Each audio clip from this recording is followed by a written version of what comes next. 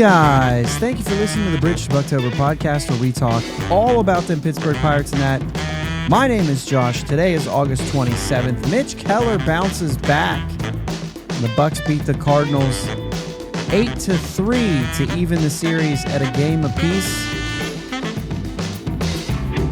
The offense showing up again, averaging 5.25 runs in their last 8 games and 6.4 runs in the last 5. We'll talk about that a little bit today. Good morning to those of you. It is a good morning there, little man. Listening in the morning, good afternoon and evening for everyone else. That is the Mitch Keller bounce back we've been waiting for, guys. 6 innings, 3 hits, 3 runs, a walk, and 9 strikeouts. Another quality start on the season for Mitch Keller. He had pretty much everything going. I was talking to Jake in the middle of the game, and he said about how he was just on and seemed like he was in control, and it was maybe an inning later when he gave up the 2-run homer. But either way, very good outing for Mitch Keller. Great to see him bounce back and you know, a little bit of trouble there in the first, got the double play, and then put it in cruise control, striking out the side once and everything else. Kyle Nicholas, fantastic in relief as well, was able to go 2 innings and save the bullpen mats and closed it out.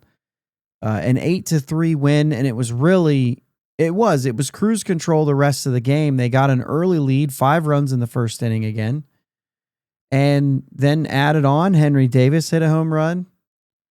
Guys, the offense is clicking. I mentioned in the intro that they are averaging 5.25 runs per game in their last 8 games, 6.4 runs per game in the last 5 games. That's not nothing. Now, I understand it's the Rockies and the Cardinals, but you know, anything can get guys going, and that's something that they're going to need. They're going to need going into the next couple series, next few. Boston, Dodgers, Milwaukee coming up. Luckily, the Dodgers and the Milwaukee series, Brewers series, will be in Pittsburgh at home, where they are a better team, 39-30 in home games. Now 19-45 on the road as they split the series against the Cardinals. It's a 4-game series, so they could just split the series, which would be fine to split a 4-game series on the road. I think that's anything that you could expect from a team. And so, you know, what do you take from it? I mean, they're averaging 4.6 runs per game this month in 24 games. Now, the pitching struggled this month. Obviously, the bullpen has been really bad. Andrew Heaney has been really bad. By the way, he gone. I think everybody and their brother kind of understood or assumed that maybe after what just happened in Monday's game that Heaney was on his way out. And I'm just glad they pulled the trigger on it. Listen, I said it before, I'll say it again. It was because he had an opportunity to get that incentive and he only got 2 outs, and they took him out of the game. And so they felt like he could have earned it right then and there. So they waited until another opportunity to let him pitch to get that $50,000 incentive so they could then release him.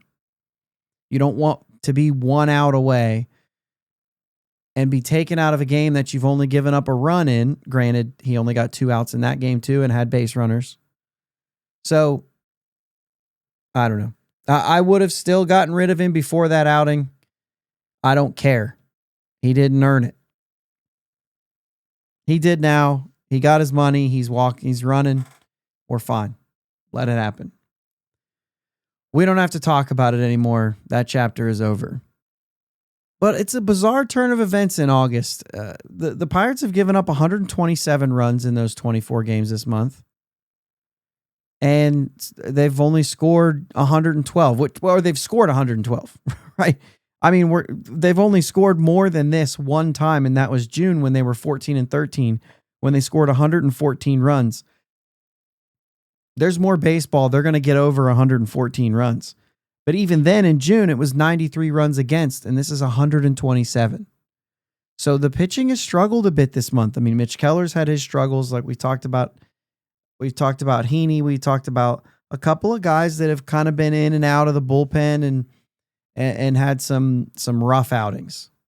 And then obviously anytime you have, I could say the 17-run game in Colorado on August 1st, but you also scored 16 runs, which helps all these numbers out. So August is weird. August has been a weird month. It usually is a weird month. It's the dog days. We're about out of it. And right now, I don't know. There's things to like. Reynolds doubles twice in this game last night. He now has a share of the NL lead in doubles with 34. Him and Matt Olson. And I will double check that because I have that page open. I don't know if the Braves are currently playing. They could be. No, the game is over. It jumped on me. Hold on. The game is over. They won 11-2. And no, he's still at 34 doubles. However, the Dodgers are in the fourth inning, and Freddie Freeman has hit his 34th double in that game. So there are now 3 people with 34 doubles in the National League. Freddie Freeman being the third who just also got there in today's game, like Brian Reynolds did. 3 doubles away from his previous career high in 2019. His rookie season, career high 37 doubles.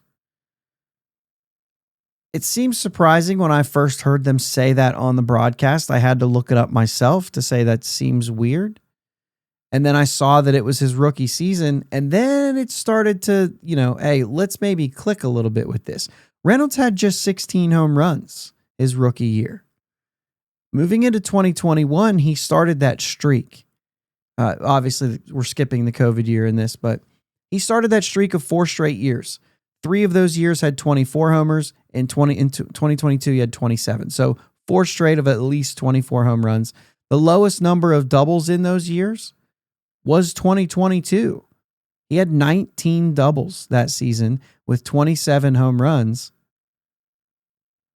And in the other 3 seasons, it was 35, 31, and 29.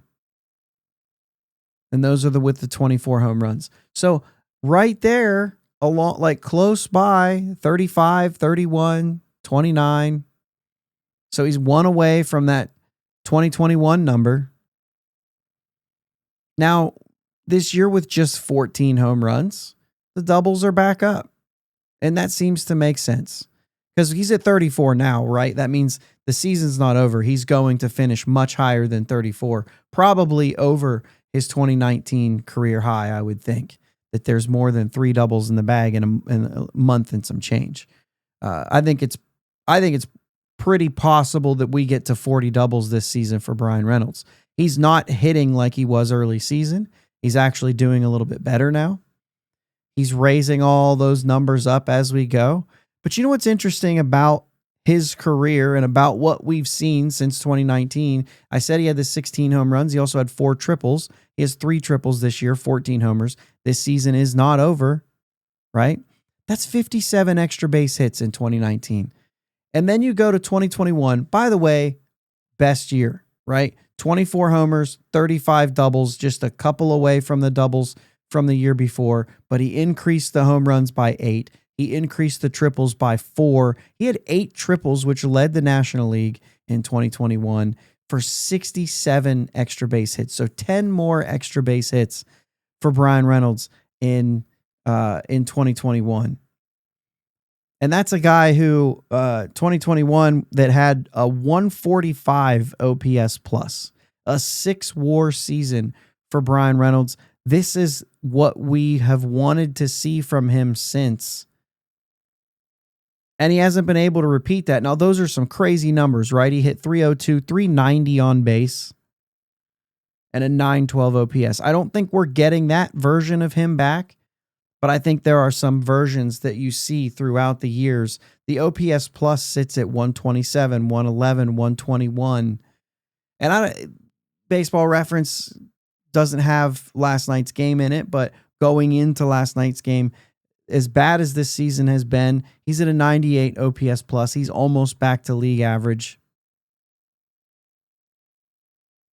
But when you look at these extra base hits, we're going to go to 2022, those 19 doubles, 4 triples again, which is about where he's going to be, 27 home runs that year for 50 extra base hits. That was still a pretty good year though.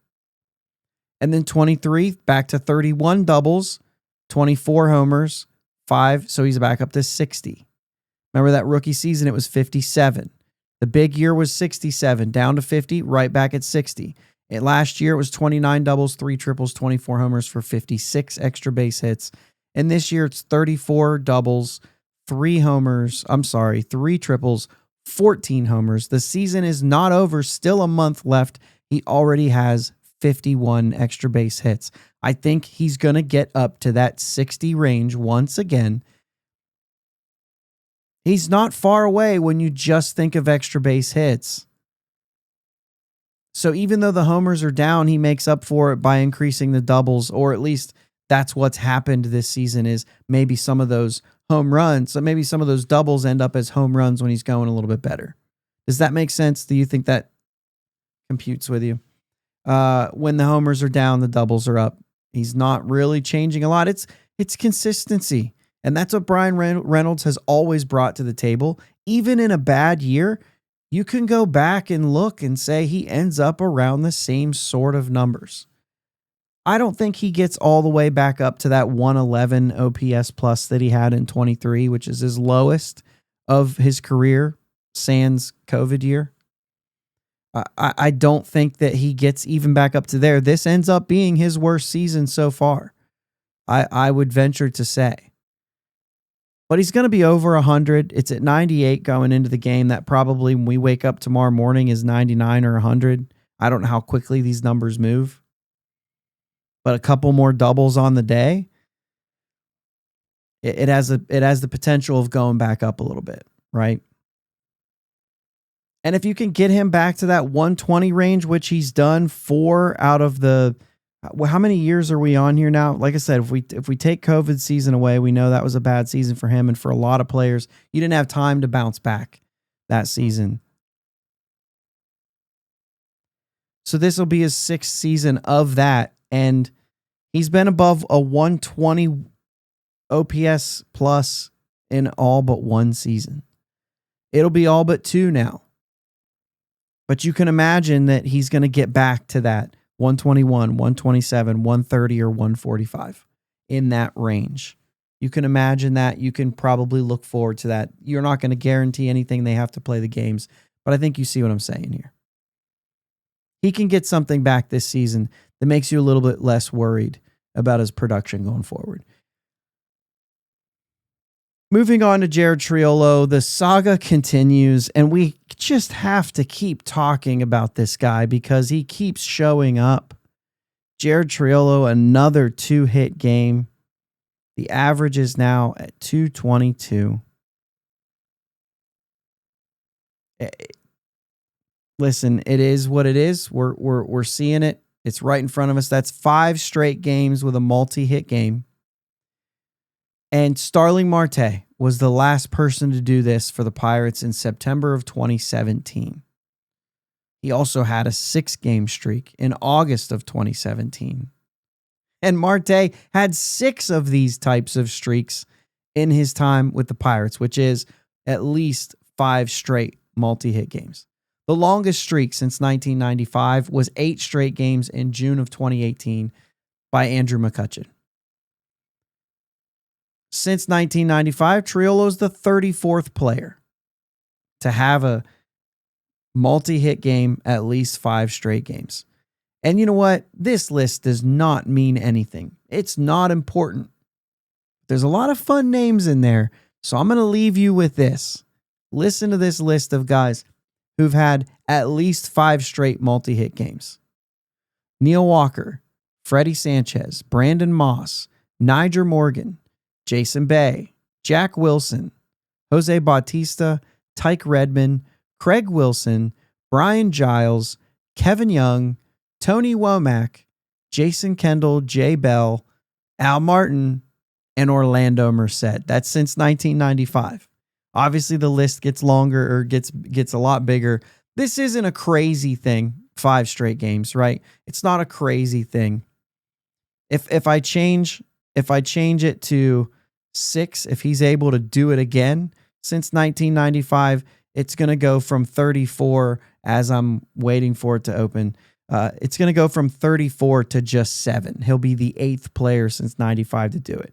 Kutch, Marte, Jung Ho Gung, Marte again, Neil Walker, Nyjer Morgan, Jason Kendall. That's a pretty cool list. And McCutcheon's the only one that's gone over 6. So he had the 8. I mean, if I change this to, my goodness, I don't know. Let's change it to at least 7 games just to go past there, and then move it to let's do the live ball era since 1920. We might as well go crazy. This is going to take a minute, but just to see how many players have been able to do something like this. And I've limited this to the same season. I don't think it counts if you have it rolled over from the season before. I don't think it matters. But yeah, I mean, it looks like these are just Pirates players. There's been 28 of them who've had at least 7 straight games of multi-hits. And obviously great names on this list. Paul Wainer had 11. Clyde Barnhart, 1927, had 10 straight. But you see Rennie Stennett, there's McCutcheon, Pie Trainer, Bobby Bowe, Tony Pena. I'm skipping over guys. There's Little Poison, Lloyd Wainer. Bonds did it in 92. He had 7. Omar Moreno, Al Oliver. Clemente did it twice in 62 and 64. Pie Trainer again here in 31. Couple different times. Paul Wainer again in 36. The other one was 27. So some pretty fun names on that list. It's a cool thing. I don't know that it changes a whole lot. I mean, we could look at these guys' seasons and see how many of these guys were great or not great. You know what I mean? It's really a mixed bag. Like, you can be hot for a couple weeks and do what you do. I mean, in 1989, Glenn Wilson did it. And in 1989, Glenn Wilson with the Pirates only played 100 games, but he was good in those 100 games. Here we are, Jared Triolo, in rare air with an offensive stat that we didn't think was possible. And yet we've made it happen, and playing shortstop again today. Kudos to you, man. Pirates beat the Cardinals. They go back at it tomorrow. Do we have starters for tomorrow? I gotta get out of here. We have starters for tomorrow's game. I didn't think they had them listed. At least on MLB.com, we know Sonny Gray's going. We don't know who's going for the Pirates, but I think we have some ideas. Burrows, Ashcraft, Chandler, whoever it ends up being in that group. Let's see them continue this, man. Let's see if they can continue to score. If they can get to Sonny Gray, I think I'll start believing in the offense. You know what I mean? That's all we have. What is today? Wednesday. Jeez Louise. Middle of the week. We're working our way towards Labor Day weekend. If you listen to us for a while, you know why that's important. Thanks for listening to the Bridge to Buctober podcast. Let's go, Bucs. Subscribing to your platform of choice is the best way to be notified for new episodes. And now, new episodes every weekday. Remember, live shows with my dad and Uncle Jake are Sundays at 9 p.m. Subscribe to the YouTube channel and join them in the live chat every Sunday. Follow them on Twitter, Facebook, and Instagram at Bridge2 Buctober. Clear the deck. Cannonball coming. And let's go Bucs.